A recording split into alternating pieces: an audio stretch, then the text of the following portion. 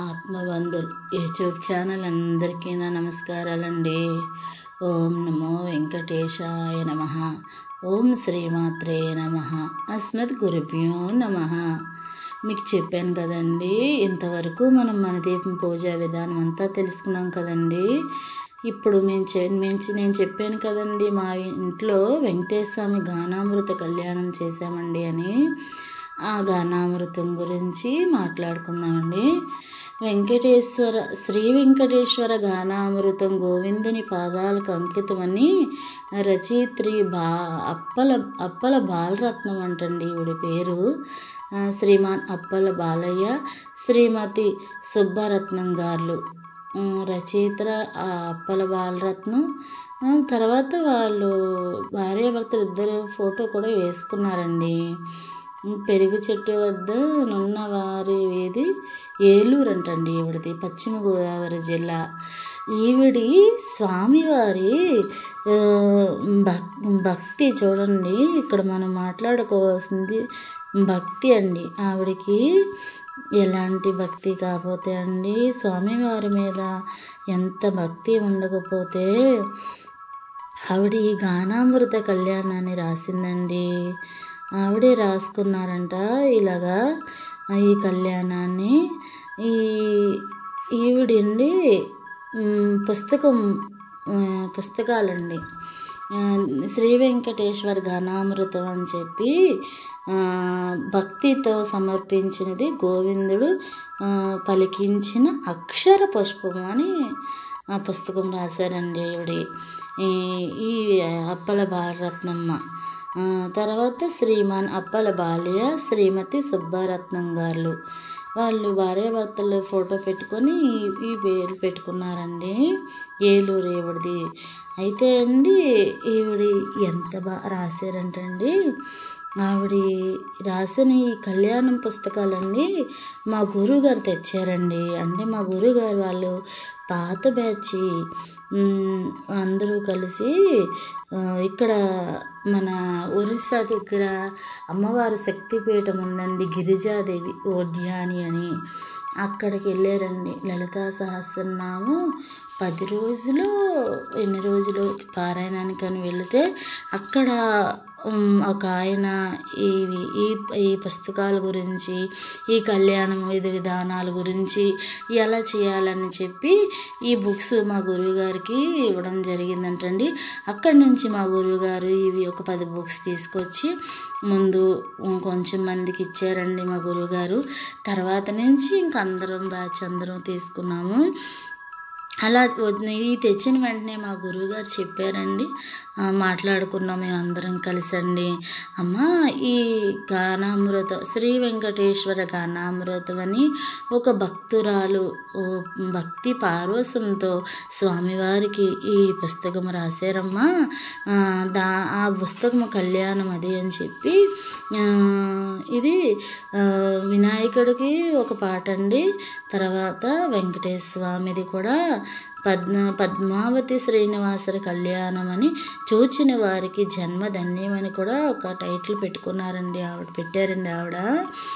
ఇవన్నీ కూడా ఇలా ఉందమ్మా, ఈ బుక్ని మనం స్టార్ట్ చేయాలి, మనం చేద్దామమ్మా అని అన్నారండి. అయ్యో అలాగేనా ఆంటీ, మంచి పనే కదండి స్వామివారి కళ్యాణం అనేసి అంటే, అప్పుడు ఈ బుక్ తెచ్చిన వెంటనే ఇది ఏంటి స్టైల్ అంటే స్వామి మేలుకొలుపు దగ్గర నుంచి అండి పవలింపు వరకు ఉంటుందండి. విధి విధానం అంతా అంటే ఉదయం నుంచి రాత్రి వరకు కళ్యాణం ఎలా చేయాలనేది మొత్తం ఈ పుస్తకంలో ఉంటుంది అండి.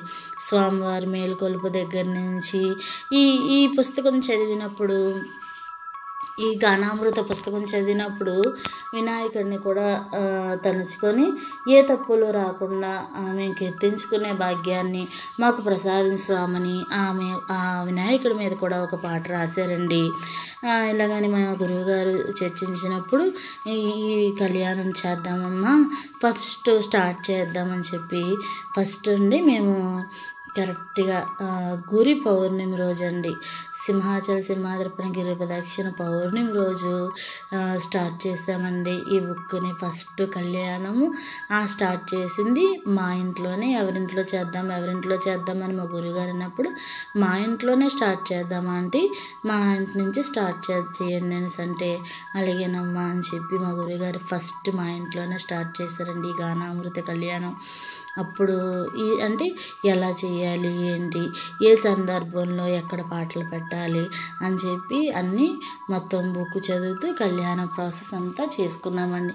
అప్పుడు ఈ కళ్యాణం చేయడానికి నాకు అయిన ఖర్చు అండి తక్కువగా, చాలా తక్కువగా చేసుకున్నామండి. అంటే స్టార్ట్ చేయాలి కదా మంచి రోజునని చెప్పి 500 రూపాయలు నాకు ఖర్చు అయిందండి. ఆ రోజున స్టార్ట్ చేసిన రోజు.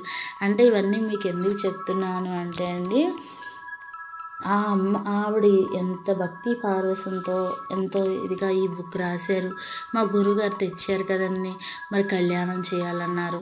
అసలు ఎలా స్టార్ట్ చేయాలి ఏంటి, బడ్జెట్ ఎంత అవుతుంది అనేసి మనం లెక్కలు వేసుకుంటాం కదండి. మధ్యతరగతి ఉన్నప్పుడు లెక్కలు వేస్తాం కదా. అప్పుడు మా గురువుగారు ఇవన్నీ కొనాలమ్మా మరి అంటే అలాగేనా అంటే అని చెప్పి నేను అన్నీ కరెక్ట్గా ఒక లెక్కలో అలా కొనుక్కొని వచ్చానండి. అయితే దీనికి ఎంత ఖర్చు అయిందమ్మా అని మా గురుగారు అడిగినప్పుడు నేను చెప్పానండి ఇంత ఖర్చు అయింది ఆంటీ అని. అందువల్ల మీకు చెప్పడం జరిగిందండి.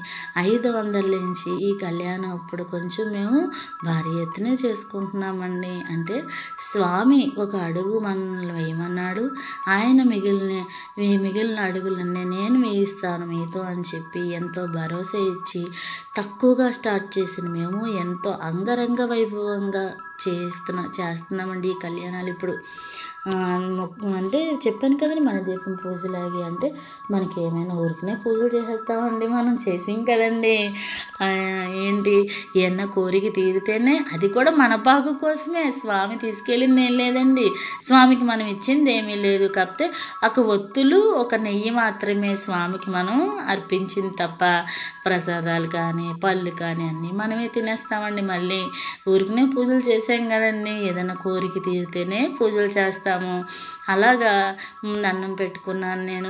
నా కోరిక తీరింది. స్వామివారి కొత్త ఇంట్లోనే గానామృత కళ్యాణం చేసుకున్నామండి.